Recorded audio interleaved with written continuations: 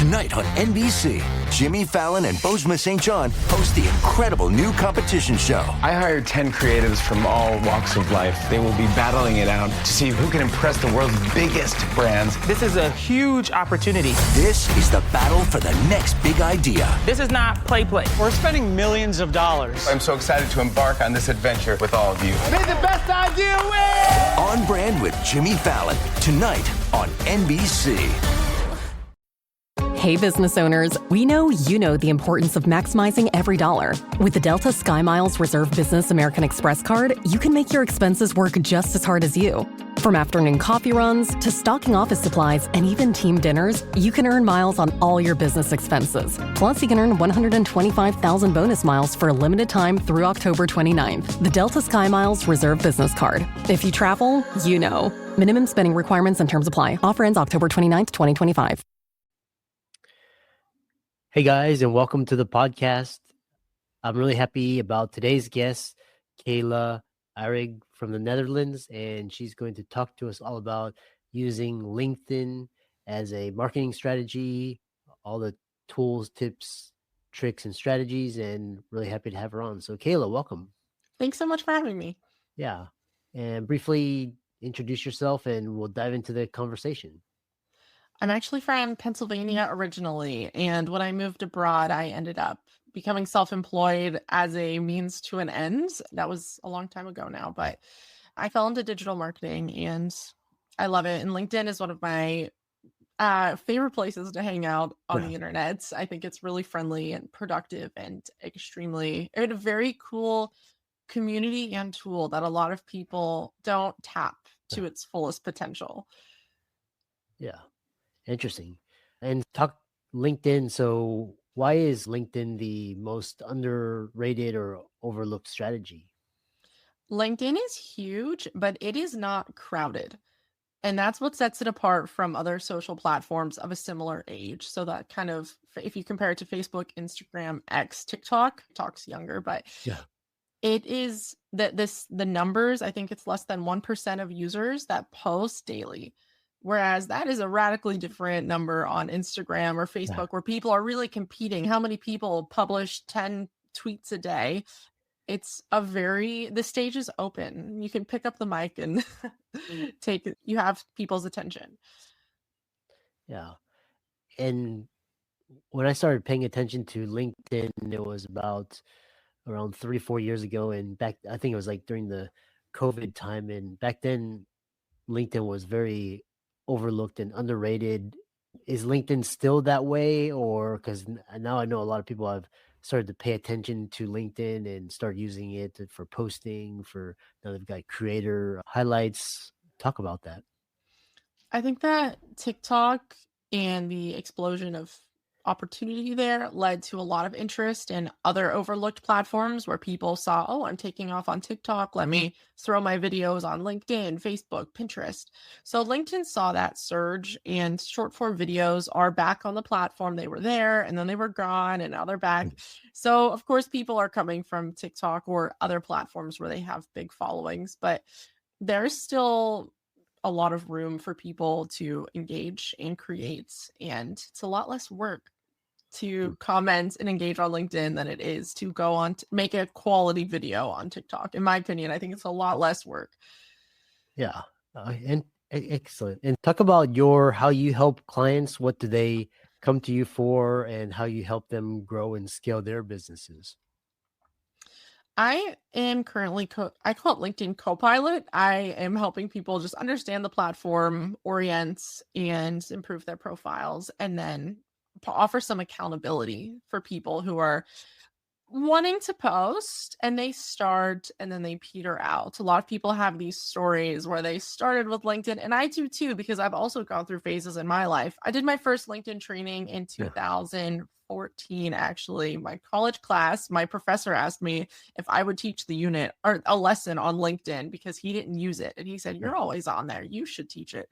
And I've also gone through phases in my life where I'm opening up every day. It's my favorite place. And then I'm focusing on other things, and then I come back to it. So I understand that people phase in and out of every social media platform. But a lot of people, there's kind of these phases where people are really determined to be back. September is a big surge. January is the surge of the year. This is the year I'm finally going to grow on LinkedIn. And if you don't grow, it's just because you quit. Because if you spend the time, you will grow. It's a very simple equation. Yeah.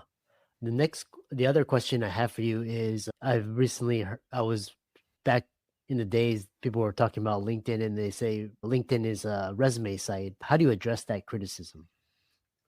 They're just confused, I think, because it hasn't been a resume site in a long time. Maybe it was back in the day, but it's not now. And I think that you should see your profile as a landing page, because if you compare your LinkedIn profile to other profiles on social media compared to your Instagram feed, those are two radically different things.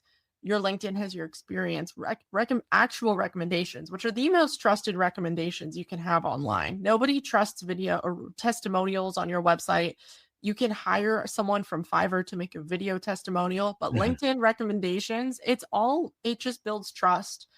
And that's where people are missing out. Your profile is a landing page for whatever you want right now: a job, clients, media features. That's how I use the platform a lot as a writer. I'm looking for media features, and a lot of people are really not selling themselves in any way. Interesting. So then, if we know with the audience, we have people that have tens of thousands of followers, people that are starting out from scratch. What should somebody just starting out, how should they be using LinkedIn? What should they be doing? What should they be posting about? They should be commenting more than anything.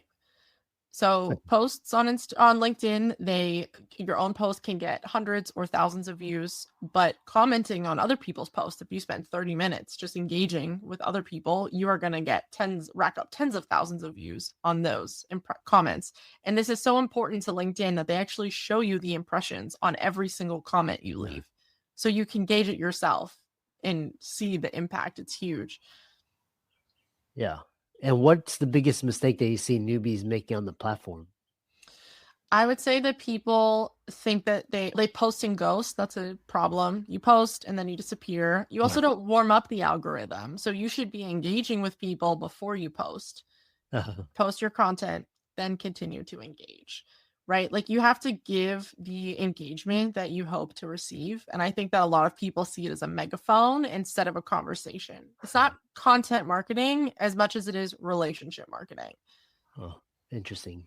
The other question is, what features are best? What features should creators or influencers or professionals be utilizing? We mentioned the shorts, we mentioned posting. What about like the newsletter, live streams, all of those other features? I would say that if you're comfortable with live stream video, it's a great thing to try. It's a feature that not everyone's using, so that helps you stand out a bit more. And newsletters, there's a kind of a debate back and forth about whether or not to grow your newsletter on LinkedIn. I would say that if you already have your own newsletter, focus on getting people to sign up to that on MailerLite, Kit, whatever you're using. Yeah. So we're getting a lot of comments from the audience, and one of them is she's a YouTuber, and she gets a lot of comments from people from India in spam talking about how they can use SEO to improve her channel. Oh yeah, I get that too. People pitch me their SEO services, and I have SEO services of my own, so they're really barking up the wrong tree trying to sell to me. Next question I will have for you is talk about some of your successes and wins that you've had. You talked about one client who got a book deal, and also you've been featured in BBC, Forbes, HubSpot, GoDaddy, and Success Magazine.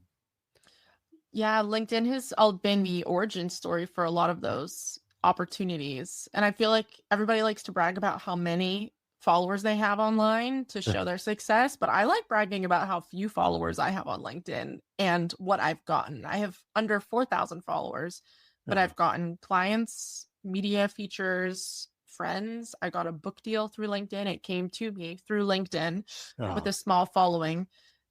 And I think I don't know. I like to always point out that you don't need a lot of followers. And I've also never gone viral. I just posted, showed up, and had my offers clear. It's the basics of letting people know who you are, that you're real, because that's part of what engagement is on platforms these days, is proving that you're not a bot or a fake profile that's been set up. There's a lot of fake profiles and they can be really hard. It's hard to know. Everyone has lost trust. And with AI, it's so easy to fake anything that you want. I actually talked to Adam Connors. He's a professional networker, and he said that we have moved into the age of the relationship economy, where that your relationships are one of the most valuable things that you have. And I found that LinkedIn to be the best place to grow real relationships with new people. Oh, interesting. What's the simplest LinkedIn win most people miss? I think commenting. I know I've already said that, so I won't linger there. I'll move on to something else. Not making your profile the landing page for whatever you're looking for right now. I would say if you're looking for new clients for a specific service, tailor your banner and your headline and your about section and your featured. Tailor all of that to focus on funneling one person. Don't feel like you need to represent your whole 20 years of work history. Let that go and focus on the conversation that you actually want to have. Yeah. Another question, is LinkedIn only for professionals? What about if, for example, musicians or artists, is LinkedIn the place to be, or should they be focused on TikTok and Twitter and Instagram? Oh, that's a very interesting question.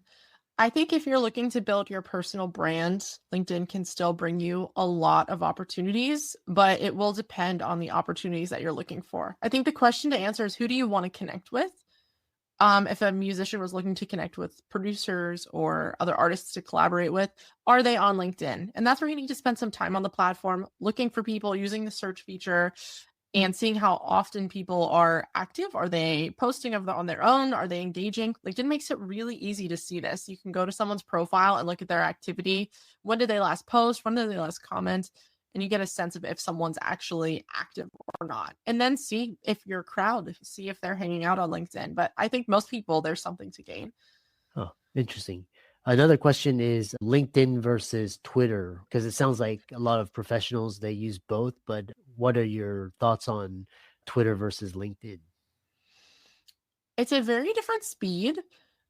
It comes down to partially the algorithm and how much people post. So a lot of people post many times a day on Twitter, whereas people are not posting multiple times. That's quite rare on LinkedIn. Most people aren't even posting once a day. So you will see things on your feed that are hours, days, sometimes weeks. I think the record for me might be 12 weeks. I saw something that was 12 weeks old on LinkedIn, still on my home feed. Wow. So the rates of conversation, I would say it's much slower on LinkedIn. I think it comes down to where you like to hang out, though. If you open LinkedIn, if you don't feel interested in the platform, maybe you need to follow some new people. That's something a lot of people open up LinkedIn and it's like a party full of all their ex-coworkers and they're not really into that vibe. I get that. You need to engage with new people. But if you are not feeling the platform, you prefer Twitter, then that's just maybe the place where you're going to get the most ROI because you're enjoying it more. I don't enjoy Twitter, for example. I don't enjoy it at all. It's not my scene. So I've never used it well. I've written about it, I've researched, I've interviewed experts, but I have not used it to market myself or any of my clients. So I used to run the Twitter. I did a lot of Twitter content back when I worked for the American Red Cross, but that was 10 years ago. So it's an ancient memory. Wow. Excellent. And lastly, how can people connect with you and contact you, follow you, and learn more from you? I would love to hear from everyone on LinkedIn. If you want to connect, send me a connection request and send a message to let me know that you came from the show. I don't accept random connection requests without any context. That's also a good tip. If you actually want to connect with someone, do it from your computer, because if you use the app, it automatically sends without a message. It's very easy to hit send without the message. So do it from your computer, send a thoughtful note. And maybe that would have been a better tip, by the way, for what's one thing people should, an easy win. It's send personal connection requests and let people know what you do.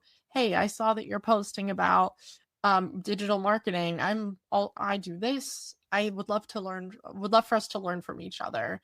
Treat it like a normal conversation. I think that's really fundamental, to understand LinkedIn is not that different from normal life, normal communication. Just be clear and yeah, enjoy it, get to know people.